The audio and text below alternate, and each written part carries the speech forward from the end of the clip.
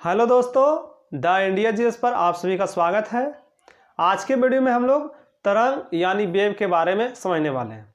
तो चलिए स्टार्ट करते हैं। तरंग क्या होता है?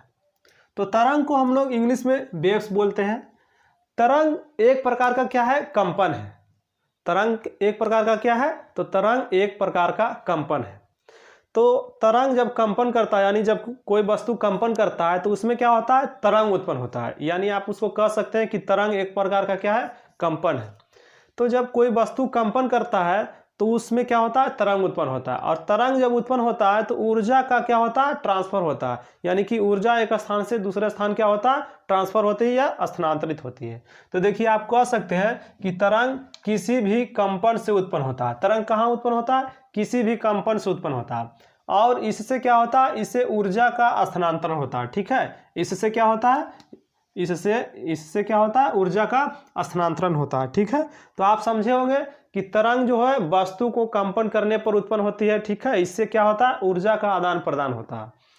आप जैसे आप बोलते हैं तो क्या है? ये तरंग की माध्यम से, ठीक है, यानी तरंग के रूप में हवा की माध्यम से क्या है? आप दूसरों तक यानी कि सुनाई देता है। ठीक है, तो आप कह सकते हैं, आप समझ सकते हैं कि क्या है? ध्वनि एक तरंग है। क्या है? ध्वनि भी एक तरंग है जो क्या करता है? ध्वनि तरंग को ऊर्जा के माध्यम से दूसरे तक पहुंचाता है। ठीक है, तो देखिए, हम लोग तरंग के बारे में जब समझते हैं तो तरंग जो होता है ये दो प्रकार की होती है। तरंगे कितनी प्रकार की होती है? दो। एक होती है यांत्रिक तरंगे और दूसरी अयांत्रिक तरंगे, जिसे हम लोग विद्युत चुंबकीय तरंगे भी कहते हैं। ठीक है, तो देखिए, पहले समझते हैं यांत्रिक तरंगे, जिसको इंग्लिश में बोलते हैं मैकेनिकल वेव्स। तो ठीक है, यांत्रिक तरंगे के बारे में सबसे पहले समझते हैं। तो यांत्रिक तरंगे जो होती है इसमें क्या होता है? इसको माध्यम की आवश्यकता होती है। ठीक है, इसको क्या होता है? कंपन करने के लिए माध्यम की आवश्यकता होती है। इसको चलने के लिए क्या होता है? किसी भी माध्यम का मतलब आप समझते हैं, जैसे आप एक स्थान से दूसरे स्थान जाते हैं तो आप किसी माध्यम से जाते हैं। जैसे आप हो सके तो ट्रेन से जाते हैं, या तो बस से जाते हैं, या फिर एरोप्लेन से जाते हैं। तो ये सब क्या है? आपका एक जगह से दूसरे जाने का क्या हो गया? आपका माध्यम है। ठीक है, आप साइकिल से जाते हैं, बाइक से जाते हैं, तो ये क्या हो गया? आपका जाने का माध्यम होगा। ठीक है, जैसे आपका पढ़ने का भी माध्यम होता है। आप इंग्लिश में पढ़ते हैं या हिंदी में पढ़ते हैं तो क्या है? एक माध्यम है। उसी प्रकार क्या होता है? वेव यानी तरंग का गति करने में क्या होता है? माध्यम की आवश्यकता पड़ती है। आप माध्यम के रूप में कह सकते हैं ठोस, द्रव, गैस, यानी ये तीनों में संचरित करता है। जैसे हम लोग ध्वनि यानी कि हम लोग जब बोलते हैं तो क्या होता है? ध्वनि उत्पन्न होता है। तो ध्वनि क्या है? निर्वात, यानी कह सकते हैं जहाँ हवा नहीं होगा वहाँ क्या है? ध्वनि आपको सुनाई नहीं देगा। जैसे आप चंद्रमा पर क्या है? वैक्यूम है, तो वहाँ क्या है? वैक्यूम यानी निर्वात है, वहाँ पे हवा नहीं है। तो जब वहाँ जहाँ पर हवा नहीं रहती है तो क्या है? वहाँ पे आवाज़ सुनाई नहीं देता। आप चंद्रमा पर जाएंगे तो क्या है? आपको आवाज़ नहीं सुनाई देगा। ठीक है, आपको इशारों में ही बात करना पड़ेगा। और पृथ्वी पर क्या है? हर एक जगह क्या है? हवा है, यानी वायुमंडल है, यानी कि जो हमारी ध्वनि निकलती है ये हवा की माध्यम से दूसरों को सुनाई देती है। तो क्या आप कह सकते हैं कि ध्वनि एक यांत्रिक तरंग है। ठीक है, तो देखिए, माध्यम की आवश्यकता होती है इसमें। जैसे आप कह सकते हैं ठोस, द्रव, गैस। ठीक है, देखिए, इसका जो सबसे बड़ा चीज़ है इसमें इसके माध्यम में क्या है? प्रत्यास्था एवं जड़त्व होना बहुत जरूरी है। ठीक है, प्रत्यास्था एवं जड़त्व होना बहुत जरूरी है। जैसे क्या है? ये मान लीजिए एक क्या है? गिटार का आप तार ले लेते हैं। ठीक है, ये गिटार का तार है। इसमें जब आप कंपन करते हैं तो ये क्या होता है? इसमें प्रत्यास्था के कारण क्या होता है? वो तार अपने जगह पर आने की कोशिश करता है। प्रत्यास्था क्या है? प्रत्यास्था वही पदार्थ है, जैसे ठीक है, इसको इस तरह से आप टेढ़ा करते हैं और फिर ये अपनी जगह पर आ जाता है। ठीक है, इसको जब इस प्रकार से आप टेढ़ा करते हैं और फिर ये अपनी जगह पर आ जाता है। तो इसी को आप क्या करते हैं? इलास्टिसिटी या प्रत्यास्था, जो स्टील में सबसे ज़्यादा होता है। क्या है? स्टील को आप मोड़ते हैं तो जैसे ही छोड़ेंगे एकदम पूरा स्पीड में क्या है? वो अपनी स्थान या अपनी आकृति में आ जाता है। ठीक है, तो पुनः अपनी आकृति में आना ही क्या कहलाता है? प्रत्यास्था। तो क्या है? ये जब कंपन करने के लिए इसमें क्या है? प्रत्यास्था यानी इलास्टिसिटी होना आवश्यक है। ठीक है, और इसमें जड़त्व। ठीक है, जड़त्व का मतलब आप समझते हैं ये भी क्या होता है? पूर्ववत स्थिति। ठीक है, पूर्ववत स्थिति में आ जाए, यानी जब इसको कंपन करते हैं या इसको आप खींच कर टानते हैं तो क्या है? इसमें एक कंपन उत्पन्न होती है। ठीक है, रस्सी में क्या होती है? एक कंपन उत्पन्न होती है। तो ये क्या चाहता है? ये प्रत्यास्था चाहता है, यानी कि अपनी पूर्ववत अवस्था में आना चाहता है। ठीक है, तो आप समझिएगा कि यांत्रिक तरंगे जो होती है, ठीक है, यांत्रिक तरंगे को माध्यम की आवश्यकता होती है, ठीक है। ये बिना माध्यम के नहीं चल सकते। माध्यम में आप ठोस, द्रव, गैस को ले सकते हैं। इसमें प्रत्यास्था एवं जड़त्व होती है, ठीक है। ये आपको एग्जाम की दृष्टि से बहुत ही महत्वपूर्ण है। इसको आप एग्जाम में, यानी कि एग्जाम में क्वेश्चन आ सकता है कि प्रत्यास्था, क्या प्रत्यास्था यांत्रिक तरंगे में हो सकती है, तो आप कह सकते हैं हाँ। जड़त्व हो सकती है, तो आप कह सकते हैं हाँ। यानी प्रत्यास्था को इलास्टिसिटी बोलते हैं और जड़त्व को इंटेरिया बोलते हैं, ठीक है। चलिए अब हम लोग समझते हैं, ये जो है यांत्रिक तरंगे दो भागों में बटा हुआ, एक अनुप्रस्थ तरंग और दूसरा अनुदैर्ध्य तरंग, ठीक है। हम लोग यांत्रिक तरंग के बारे में थोड़ा सा बाद में बात करते हैं, पहले हम लोग यांत्रिक तरंग को समझ लेते हैं, ठीक है। तो देखिए यांत्रिक तरंग को यांत्रिक तरंग यानी मैकेनिकल वेव्स को हम लोग दो भागों में बांटते हैं, ठीक है। एक अनुप्रस्थ तरंग, एक अनुदैर्ध्य तरंग, ठीक है। अब तरंग के बारे में हम लोग डिटेल से समझते हैं। तो अनुप्रस्थ तरंग को हम लोग इंग्लिश में बोलते हैं ट्रांसवर्स वेव, ठीक है। इसको क्या बोलते हैं? ट्रांसफर वेव्स, ठीक है। देखिए ये जो ट्रांसफर वेव्स होता है, आप जब रस्सी को एक व्यक्ति और आप अपने दोस्त को पकड़ने के लिए बोलिएगा, यानी कि दो व्यक्ति जब आप रस्सी को पकड़कर उसमें कंपन कीजिएगा, तो आप देखिएगा कि रस्सी का जो आकार है इस प्रकार होता हुआ दिखाई देगा, ठीक है। इस प्रकार आपको होता हुआ दिखाई देगा, ठीक है। तो देखिए ये तो पहला क्या होता है, ये ठोस में, ठीक है। जब आप क्या है, आप पत्थर मारते होंगे किसी भी तालाब के पानी में, तो देखिए उसमें क्या होता है, जब यहाँ पे आप पत्थर मारते होंगे तो इधर भी एक विक्षोभ निकलता होगा, या गोलाकार टाइप का क्या है, एक विक्षोभ यानी कंपन निकलता होगा। तो इसका जो आकृति होता है, श्रृंग या गर्त इसको कह सकते हैं, ठीक है। इस प्रकार से इसका आकृति होता है। देखिए ये जो अनुप्रस्थ तरंगे होती है, ये केवल कहाँ होता है, ये ठोस में हो सकता है और द्रव के ऊपरी सतह पर। अभी हम बताएं कि जब आप किसी भी पानी में उस पर पत्थर मारते हैं, पत्थर का टुकड़ा, तो क्या होता है, उसमें एक प्रकार की लहरें उत्पन्न होती है। जैसे आप समुद्र में देखते होंगे, उसका ऊपर एक प्रकार का क्या है, लहर उत्पन्न होता है। तो ये क्या होता है, ये द्रव की ऊपरी सतह में उत्पन्न होता है और ठोस में उत्पन्न हो सकता है, ठीक है। तो ये आपको ध्यान रखिएगा कि अनुप्रस्थ तरंग कहाँ उत्पन्न होता है, तो ठोस में और द्रव में, ठीक है, द्रव के ऊपरी सतह में। ये गैस में उत्पन्न नहीं होता है। इसके बाद देखिए इसमें क्या है, इसका जो गति है, ये क्या होता है, माध्यम के कणों की गति लंबवत होती है। देखिए आप देखिए इसमें मेन रूप से समझना, माध्यम के कणों के लंबवत होती है। अब देखिए ये सीधा सीधी क्या है, इसको हम माध्यम मान लेते हैं, ये जो सीधा सीधी है इसको माध्यम मान लेते हैं। और जब ये क्या है, ये गति में आती है, यानी ये कंपन में आती है, जब इसमें तरंग उत्पन्न होता है, तो इसका जो तरंग होता है ये इस प्रकार से, इसका अभी आप बताया आपको, रस्सी को जब हिलाइएगा तो क्या होगा, इस प्रकार से ये गति करने लगता है। यानी कि जब ध्वनि, ठीक है, ध्वनि इस प्रकार का कह सकते हैं इसको, ये उत्पन्न होने लगता है, ठीक है। ये क्या है, इस प्रकार से उत्पन्न होने लगता है, ठीक है। तो देखिए इसमें क्या होता है, इसका जो लंबवत, ठीक है, ये माध्यम के क्या है, ये लंबवत हो रहा है, ये भी लंबवत हो रहा है, यानी इसके लंबवत में उत्पन्न हो रहा है, इसके भी लंबवत कह सकते हैं, या सीधा सीधी पैरेलल में उत्पन्न हो रहा है। लंबवत यानी पैरेलल में उत्पन्न होता है, ठीक है। आप देखिए ये क्या है, ये शीर्ष यानी इसको श्रृंग भी बोलते हैं, ठीक है। ये शीर्ष यानी क्रेस्ट एवं गर्त, आप थ्रो इसको बोल सकते हैं इंग्लिश में। तो शीर्ष एवं गर्त में आप इसको क्या कहते हैं, देखिए ये जो ऊपर वाला है इसको बोलते हैं आप शीर्ष, इसको क्या बोलेंगे आप, इसको शीर्ष बोलेंगे, और नीचे वाले को क्या बोलेंगे आप, गर्त बोलेंगे, ठीक है। ये शीर्ष या गर्त यानी श्रृंग एवं गर्त में क्या है, ये चलता है। तो आप क्या समझे, अनुप्रस्थ तरंगे, सबसे पहले क्या आप समझ रहे हैं, अनुप्रस्थ तरंगे। अनुप्रस्थ तरंगे किस प्रकार चलती है ये तो आप समझ लिए, ठीक है। ये क्या है, माध्यम के कणों के क्या होते हैं, लंबवत होते हैं, ठीक है। माध्यम के कणों के क्या होते हैं, लंबवत होते हैं। माध्यम के कणों का मतलब क्या है, जब ये माध्यम है और इसमें तरंग इस प्रकार से चल रही है, तो इसका जो है ये क्या है, ये माध्यम के क्या है, लंबवत है, पैरेलल नहीं है। पैरेलल आप कैसे कहेंगे, इस प्रकार से आप पैरेलल कह सकते हैं, और इस प्रकार से आप क्या कह सकते हैं, इसको लंबवत कह सकते हैं, ठीक है। तो आप लंबवत समझे होंगे। और क्या है, ये श्रृंग एवं गर्त में चल रहा है, ठीक है। ये श्रृंग एवं गर्त में क्या चल रहा है, श्रृंग एवं गर्त में चल रहा है, यानी शीर्ष के और नीचे, ठीक है, एक ऊपर और एक नीचे। और देखिए इसमें क्या होता है, इसमें ये जो दूरी होती है ना, ये एकदम बराबर होती है, इसकी जो दूरी होती है, यानी कि एक शीर्ष से दूसरे शीर्ष की दूरी बराबर होती है, एक गर्त से दूसरे गर्त के बीच की दूरी क्या होती है, इसमें बराबर होती है। तो ये भी आप समझिएगा, ठीक है। तो ये क्या है, शीर्ष एवं गर्त के रूप में चलता है। अभी हम बताएं कि ये ठोस में एवं द्रव की ऊपरी सतह में उत्पन्न होता है। तो आप अनुप्रस्थ तरंग के बारे में समझे होंगे। अब समझिए अनुदैर्ध्य तरंग क्या होता है, इसको बोलते हैं लॉन्गिट्यूडिनल वेव। देखिए ये जो अनुप्रस्थ तरंग या अनुदैर्ध्य तरंगे हैं, ये सभी किस में आते हैं, यांत्रिक, जिसमें माध्यम की आवश्यकता होती है। तो देखिए अनुदैर्ध्य तरंग को हम लोग लॉन्गिट्यूडिनल वेव्स बोलते हैं, ठीक है। इसका क्या होता है, यह गति के माध्यम के कणों के समांतर होती है। अब इसको समझिए, इसमें क्या होता था, इसमें इस प्रकार से चलता था संपीड़न, इसको स्ट्रिंग या गर्त कह सकते हैं, किसमें, अनुप्रस्थ में।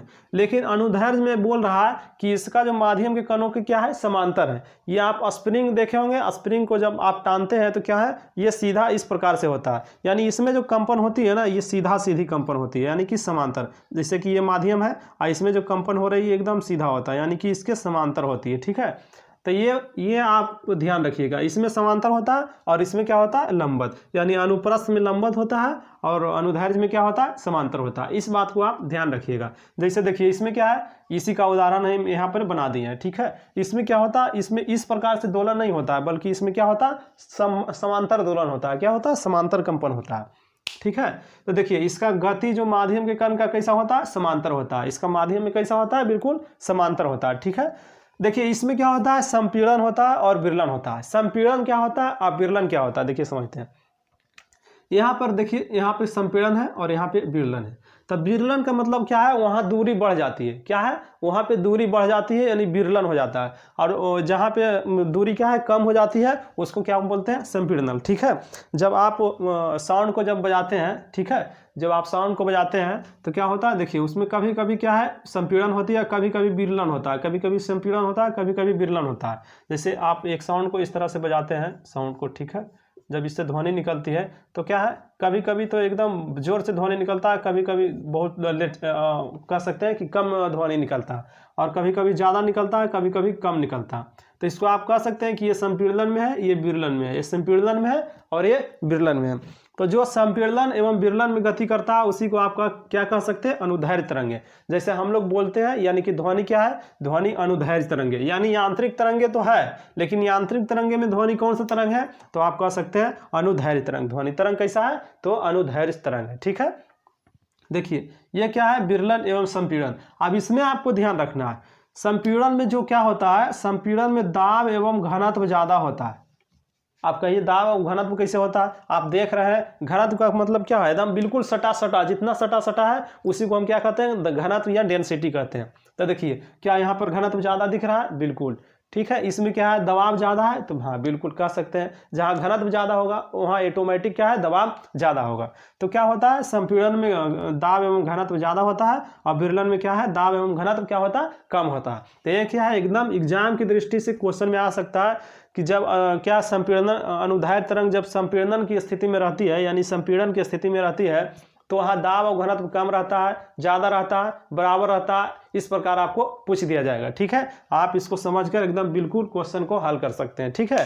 तो देखिए आप इसमें क्या समझे, अनुदैर्ध्य तरंग को इंग्लिश में लॉन्गिट्यूडिनल वेव कहते हैं, ठीक है। इसका जो माध्यम का कण होता है समांतर होता है और इसका जो माध्यम का कण होता है बिल्कुल क्या होता है, लंबवत होता है, ठीक है।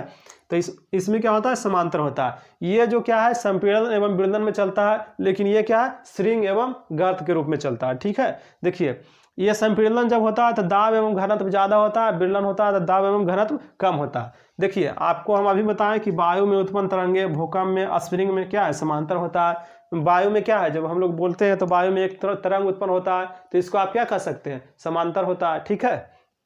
और इसमें क्या होता है, ये ठोस और ऊपरी द्रव्य में, जैसे आप पानी में मारते हैं तो क्या है, ये श्रृंग गर्त के रूप में क्या है, एक लहर के रूप में, विक्षोभ के रूप में उत्पन्न होता है, ठीक है। चलिए आप समझते हैं थोड़ा सा हम लोग, या आंतरिक तरंग क्या होता है। या आंतरिक तरंग को हम लोग विद्युत चंबकीय तरंग भी कहते हैं, ठीक है। क्या कहते हैं इसको, विद्युत चुम्बकीय तरंग।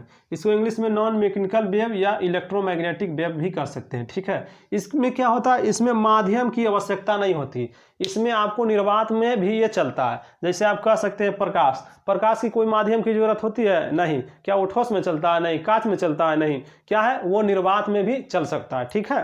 क्या, वो निर्वात में भी चल सकता है।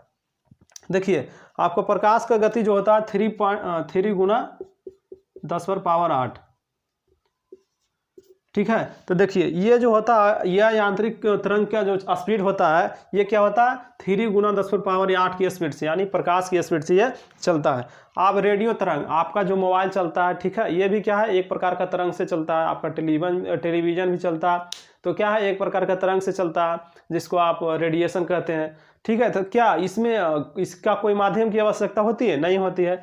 तो प्रकाश तरंग, रेडियो तरंग, आप एक्स तरंग, ठीक है। एक्स तरंग क्या है, एक्सरे व्यक्ति को हड्डी वगैरह के क्या है एक्सरे किया जाता है, तो उसमें क्या है किसी भी माध्यम की इसको आवश्यकता नहीं होती है, तो उससे हम क्या कहते हैं, या यांत्रिक तरंग या विद्युत चुंबकीय तरंग कहते हैं इसको, ठीक है। चलिए अब हम लोग इससे जुड़े कुछ प्रमुख तरंग दैर्ध्य या आयाम आवृत्ति के बारे में समझते हैं। तो इसको मिटाते हैं, आप लोग इसका स्क्रीनशॉट ले सकते हैं या नोट डाउन कर सकते हैं इसको, ठीक है। अब इसको मिटाते हैं हम लोग।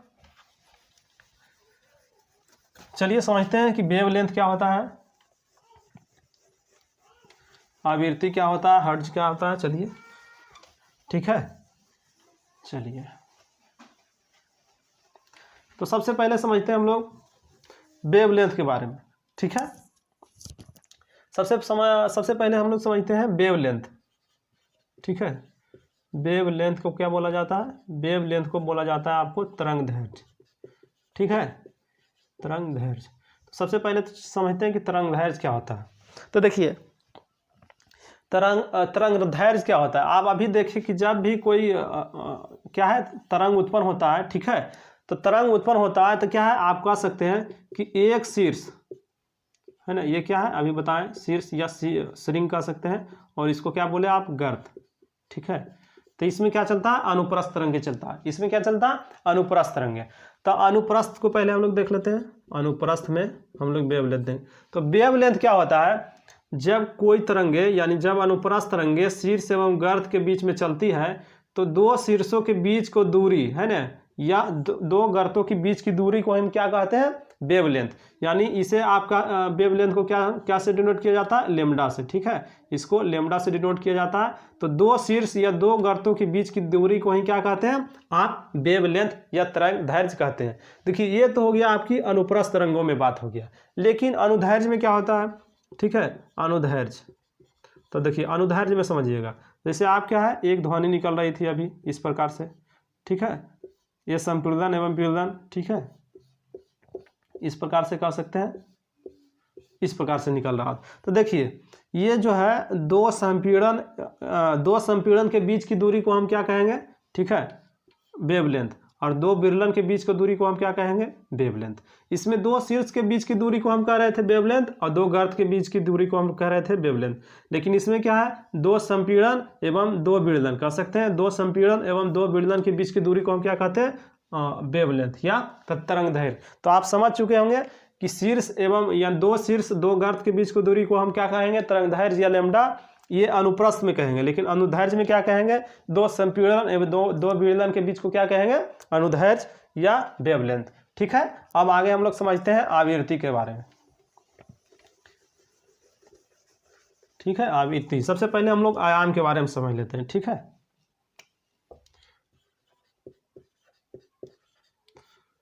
आयाम क्या होता है, आयाम को आप एम्पलीट्यूड भी कहते हैं,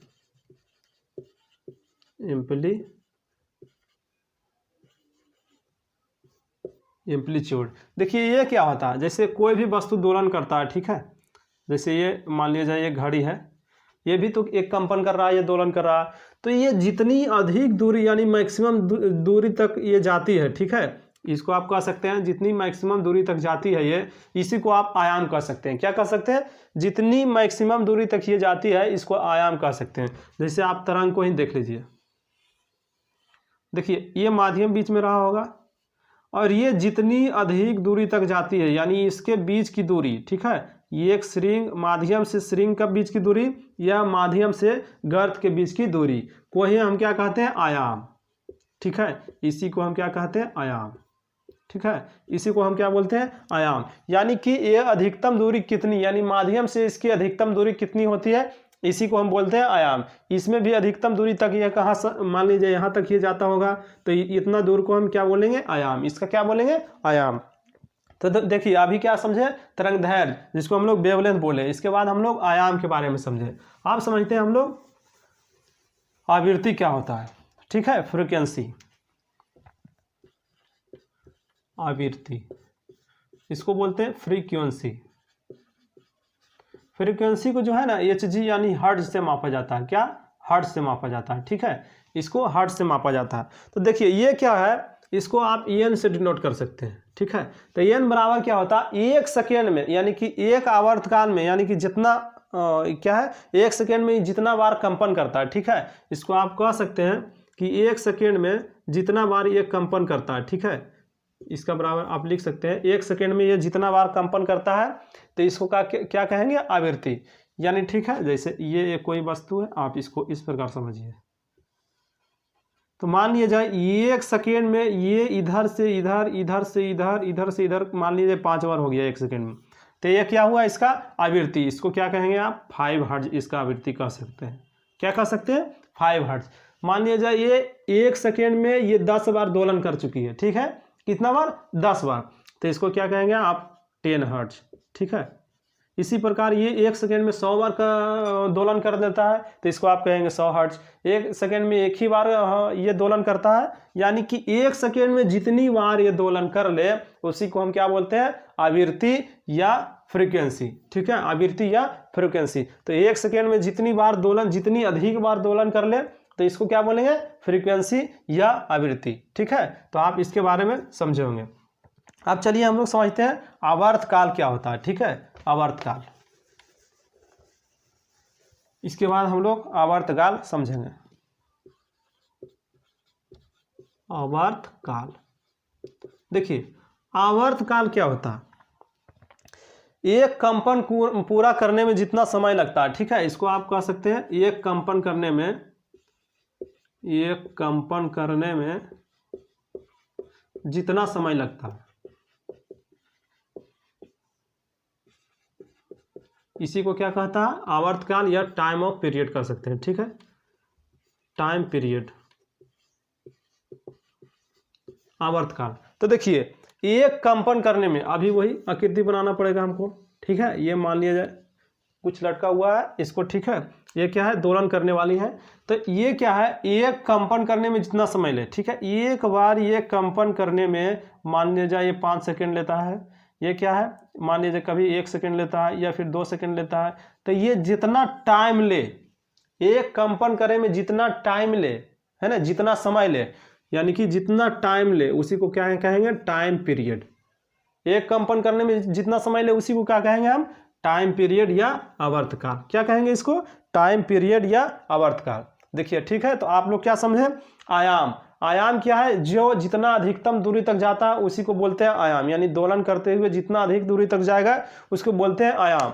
और हम लोग उसके बाद किए वेवलेंथ या तरंगदैर्घ्य के बारे में, ठीक है। तो तरंगदैर्घ्य के बारे में हम लोग क्या पढ़े, तरंगदैर्घ्य का मतलब हो गया कि वो 2 श्रृंग या 2 गर्त के बीच की जो दूरी होती है उसी को, यानी 2 संपीड़न और 2 विरलन के बीच की जो दूरी होती है उसी को क्या कहते हैं, तरंगदैर्घ्य या वेवलेंथ, ठीक है। उसके बाद हम लोग फ्रीक्वेंसी की बात किए, तो 1 सेकेंड में जितना बार कंपन कर लिया उसको बोल देते हैं फ्रीक्वेंसी, ठीक है। और ये क्या है, एक कंपन करने में जितना समय लगा उसको बोलते हैं आवर्तकाल। चलिए अब हम लोग समझते हैं वेव या मोशन, ठीक है।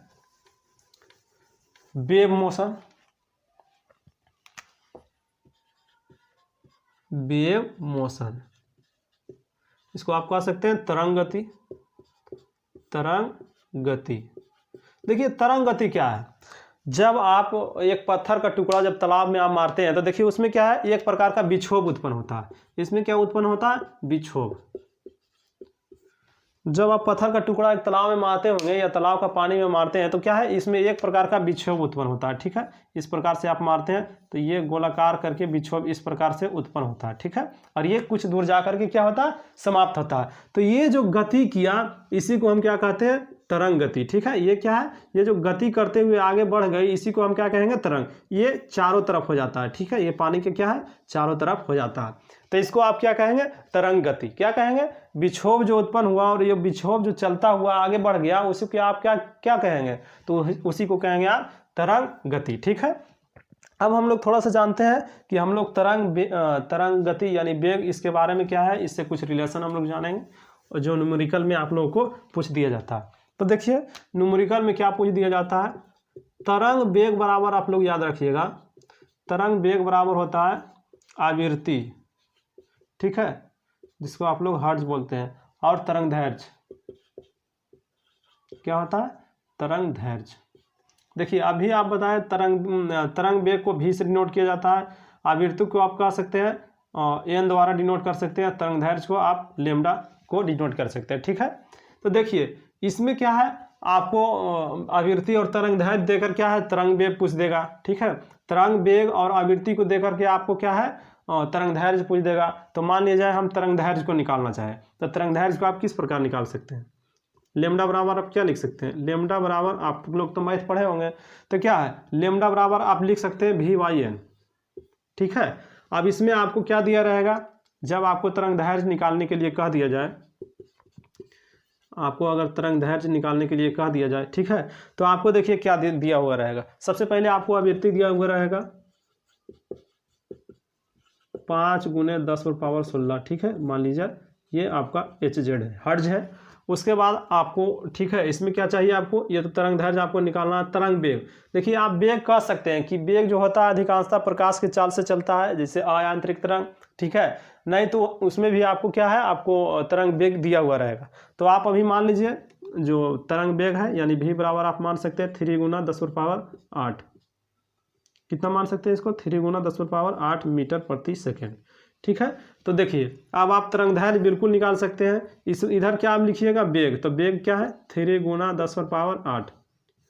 ठीक है, आवृत्ति कितना है 5 × 10⁻16। जब इसको कट कुट आप कीजिएगा तो क्या आ जाएगा 6 × 10⁻⁻⁹। ठीक है, इसको जब हल कीजिएगा तो कितना आ जाएगा 6 × 10⁻⁻⁰। ठीक है, इस प्रकार क्या है, इसको आप याद रखिएगा, ये क्या है आपको न्यूमेरिकल में पूछ दिया जाएगा। ठीक है, तो इसको आप याद रखिएगा। तो आप तरंग के बारे में समझे होंगे। अगले क्लास में हम लोग अयांत्रिक तरंग के बारे में समझेंगे और विद्युत चुंबकीय तरंग के बारे में समझेंगे। ठीक है, तो मिलते हैं अगले वीडियो में। जय हिंद।